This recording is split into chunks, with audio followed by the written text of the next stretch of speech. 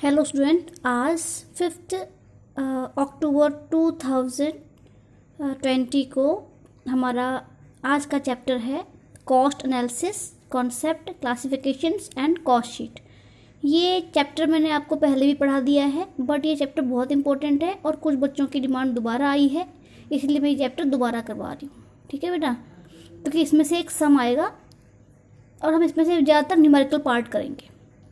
तो जब तक हम ये चैप्टर पढ़ेंगे तब तक हमको पता लगेगा कि कॉस्ट के एलिमेंट्स क्या हैं।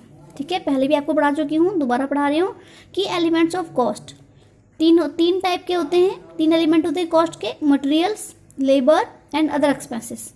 मतलब इन 3 चीज़ों से मिलके कॉस्ट बनती है। ठीक है यही मटेरियल, लेबर, एक्सपेंसेस आगे टू टाइप्स के हो जाते हैं: direct and indirect, direct labour, direct expenses and indirect expenses. ठीक है, उसके बाद जितना भी इनडायरेक्ट पार्ट है देखो जितना भी इनडायरेक्ट पार्ट है, यानी indirect material, indirect labour, indirect expenses, इन्हीं को हम ओवरहेड्स भी कह देते हैं। मेरी बात समझ गए? इन्हीं को हम ओवरहेड्स भी कहते हैं। और जो डायरेक्ट पार्ट है, जैसे direct material, direct labour, direct expenses, ये तीनों मिलके प्राइम कॉस्ट बनाते हैं। ठीक है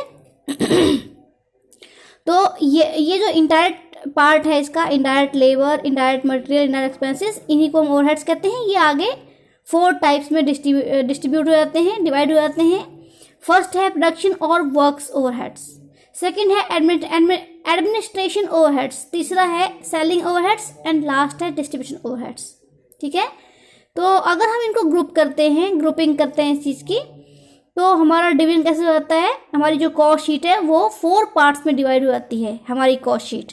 ये कॉस्ट शीट में से 10 मार्क्स का क्वेश्चन हमारा आता है, न्यूमेरिकल आता है, इसलिए मैं इसको दोबारा करा रही हूँ और इस बार मैं इनकी न्यूमेरिकल की ही वीडियो शेयर करूँगी। ठीक है, तो फर्स्ट है प्राइम कॉस्ट।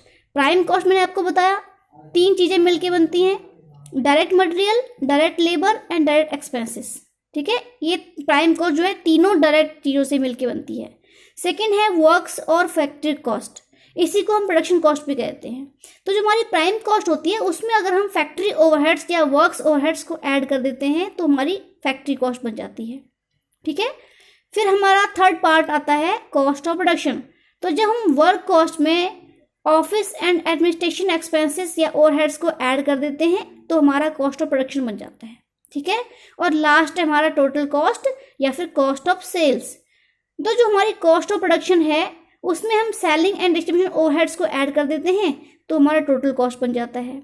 उसके बाद इस टोटल कॉस्ट में हम कुछ मार्जिन प्रॉफिट का ऐड करते हैं और वो फिर हमारा क्या बन जाता है? वो टोटल सेल्स बन जाती है, टोटल सेलिंग प्राइस बन जाती है। ठीक है, तो एक मैं आपको एक चीज़ें और बता देती हूँ कि डायरेक्ट मटेरियल में क्या आएगा। Direct material are those material which can be identified in the product and can be conveniently measured and directly charged to the product. Direct material वो मटेरियल होता है जिसको कि हम उस प्रोडक्ट पे डायरेक्टली आइडेंटिफाई कर सकते हैं। आइडेंटिफाई का मतलब हम ये पहचान सकते हैं कि हाँ यही वो मटेरियल है जिसके बिना ये जो प्रोडक्ट है ये नहीं बन सकता है। ठीक है, इसी को हम बोलते हैं डायरेक्टली आइडेंटिफाई करना। ठीक है, और इसको हम कन्वीनियंटली मेजर कर सकते हैं कि भाई कितना अमाउंट, कितना मटेरियल जो है हमारा डायरेक्ट पे आया हुआ है। ठीक है, उसके बाद ये जो मटेरियल है, ये मटेरियल आ गया। उसके बाद देखो मटेरियल में क्या क्या है बेटा। मटेरियल में एक तो डायरेक्ट मटेरियल आएगा, परचेज ऑफ मटेरियल। ठीक है, इसके डायरेक्ट मटेरियल वो चीज़ होगी, जैसे बुक है हमारी, ये बुक है, ये बुक बिना पेपर के नहीं बन सकती, तो इसका डायरेक्ट मटेरियल क्या है? पेपर है। ठीक है, ऐसे ही हमारा आता है डायरेक्ट लेबर। ठीक है, direct labour is all labour expanded in altering the construction, composition, conformation or condition of the product. In simple words, it is that labor which can be conveniently identified or attributed wholly to a particular job, product or process, or expended in converting raw material into finished goods. ठीक है, तो ये जो labour है direct labour, इसमें वो wages आते हैं जो कि डायरेक्टली हम जिस वेजेस को या जिस लेबर को डायरेक्टली हम उस पर्टिकुलर जॉब पे आइडेंटिफाई कर सकते हैं। इसका मतलब ये है कि भाई हम ये कह सकते हैं कि हाँ ये जो वेजेस दे दी गई है ये पर्टिकुलरली इसी जॉब के लिए या इसी प्रोडक्ट को बनाने के लिए दी गई है। ठीक है, उसके बाद है हमारा डायरेक्ट एक्सपेंसेस। ठीक है, डायरेक्ट एक्सपेंसेस या इनको हम, इसका एक और नाम है चार्जेबल एक्सपेंसेस, यानी को हम चार्जेबल एक्सपेंसेस भी कहते हैं। तो all expenses which can be identified to a particular cost centre, इसका भी सेम डेफिनेशन आएगा कि वो एक्सपेंसेस या वो सारे एक्सपेंसेस जिनको कि हम किसी पर्टिकुलर कॉस्ट सेंटर पे आइडेंटिफाई कर सकते हैं। अब कॉस्ट सेंटर क्या होता है, जहाँ से हमको ये पता लगता है कि ये पर्टिकुलर कॉस्ट इस चीज़ से आई है, चाहे वो मैन है, मैन का मतलब एम्प्लॉयज़ है, चाहे वो मशीन है, चाहे वो डिपार्टमेंट है, चाहे वो कोई प्रोसेस है। ठीक है, एग्जाम्पल के आगे डायरेक्ट एक्सपेंसेस के royalty, excise duty, higher charges of a specific plant equipment and cost of any experimental work carried out specially for a particular job, traveling expenses incurred in connection with a particular contract or job etc. ठीक है, ये हो गए। उसके बाद आता है हमारा ओवरहेड्स। मैंने आपको बताया था कि जितना भी इनडायरेक्ट पार्ट है हमारा, चाहे वो इनडायरेक्ट मटेरियल है, इनडायरेक्ट लेबर है, इनडायरेक्ट एक्सपेंसेस है, इनको ऐड करके जो है हमारा जो कॉस्ट बनती है उसको हम बोलते हैं ओवरहेड्स। ठीक है, तो ये इन्हीं को हम ओवरहेड्स भी बोलते हैं, इन्हीं को हम इनडायरेक्ट एक्सपेंसेस भी कह सकते हैं। तो ओवरहेड्स में be defined as the aggregate of the cost of indirect material, indirect labour and indirect expenses.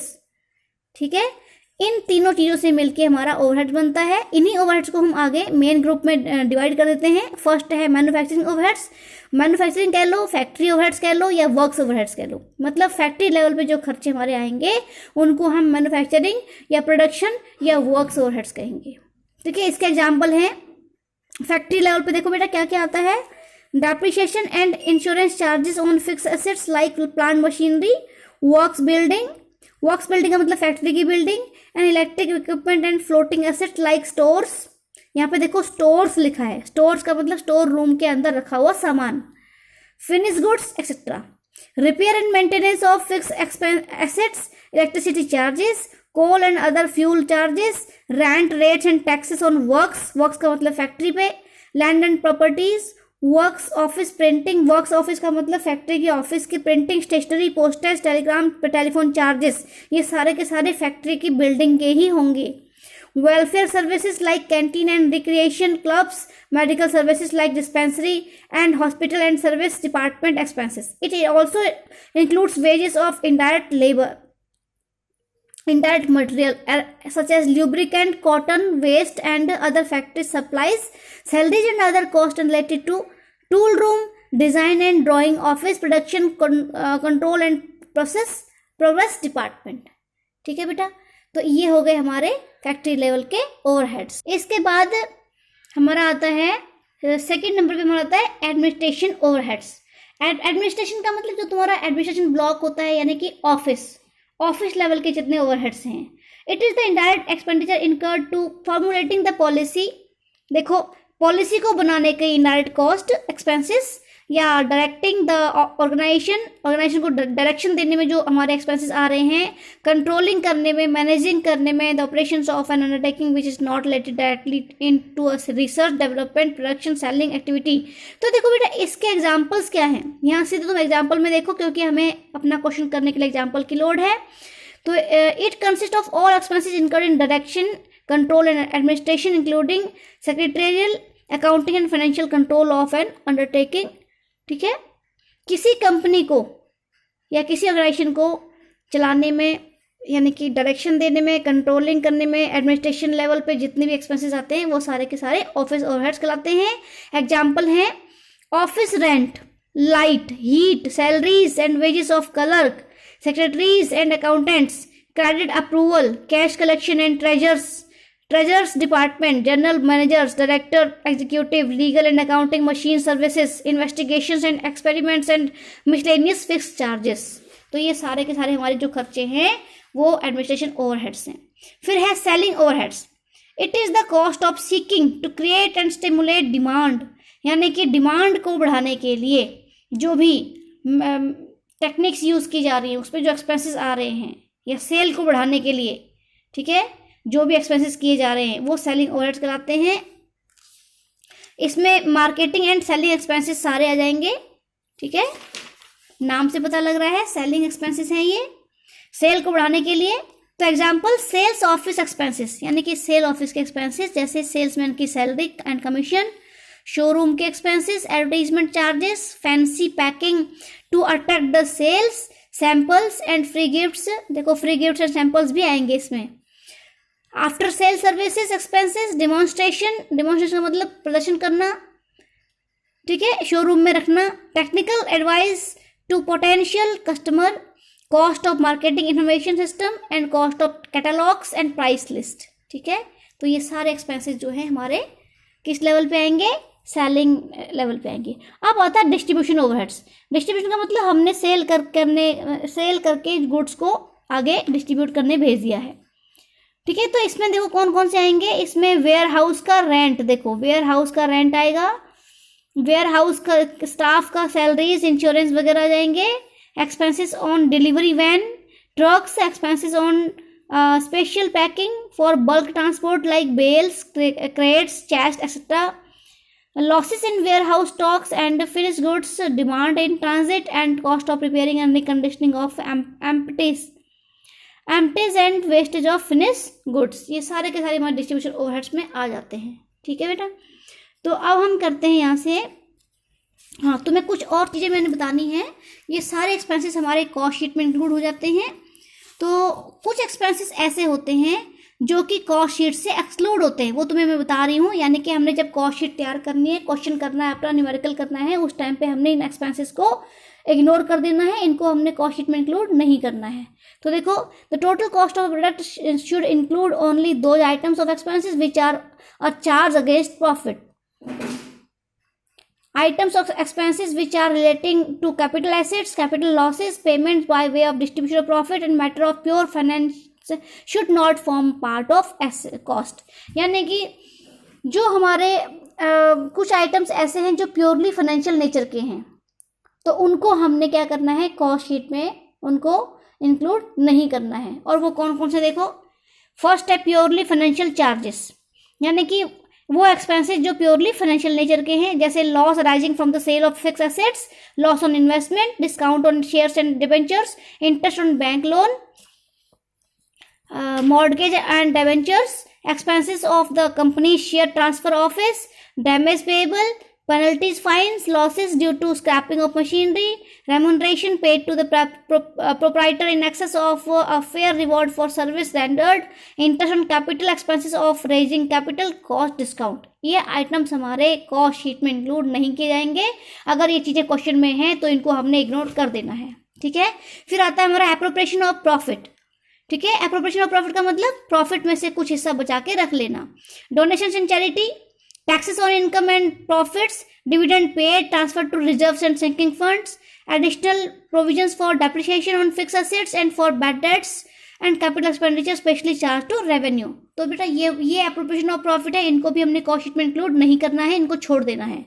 Third point आता है writing off intangible and fictitious assets, ठीक है, जैसे goodwill, patents, copyright, advertisement, premium expenses, organisation expenses, underwriting, commission, discount on issue of share debentures. ये वो item हैं जो कि फिक्टिशियस एसेट्स माने जाते हैं, इनको हमने इन कॉस्ट शीट में प्लेस नहीं करना है। उसके बाद हमारा आता है प्योरली फाइनेंशियल इनकम्स। अभी तक हमारे क्या थे, अभी तक हमारे एक्सपेंसेस थे, अब देखो इनकम्स, रेंट रिसीव या receivable, profit on sale of fixed assets, transfer fees received, interest received on bank deposit, dividend received, brokerage received, discount commission received। ये इनकम्स हमारी प्योरली फाइनेंशियल नेचर की है, इनको हमने कॉस्ट शीट में include नहीं करना है, इनको छोड़ देना है। फिर है abnormal gains and losses, abnormal wastage of material, wages of abnormal idle time, cost of abnormal idle facilities, excessive depreciation and abnormal gain on manufacturing। ये वो आइटम्स हैं जो कि हमने प्योरली कॉस्ट शीट में इंक्लूड नहीं करने हैं, ठीक है, इनको हमने छोड़ देना है, ठीक है बेटा। तो यहाँ तक का आपका जो है वो पॉइंट मैंने आपको बताए हैं जो कि कॉस्ट शीट तैयार करते टाइम हमने ध्यान में रखने हैं, ठीक है। तो कल मैं आपको कराऊंगी न्यूमेरिकल पार्ट कॉस्ट शीट का। कल से हमने कॉस्ट शीट या स्टेटमेंट ऑफ कॉस्ट भी इसको कहते हैं। कॉस्ट शीट क्या होती है, ये चीज हमने स्टार्ट कर देनी है। Cost sheet is a statement design to show the output of a particular accounting period along with breakup of cost. ठीक है, ये चीज मैं आपको कल से कराऊंगी बेटा, कॉस्ट शीट। इसके हमने कल से सम करने हैं। तुम्हें मैं पहले इसके इलस्ट्रेशन समझाऊंगी, उसके बाद यहाँ से आगे हमारा काम बनेगा। ठीक है।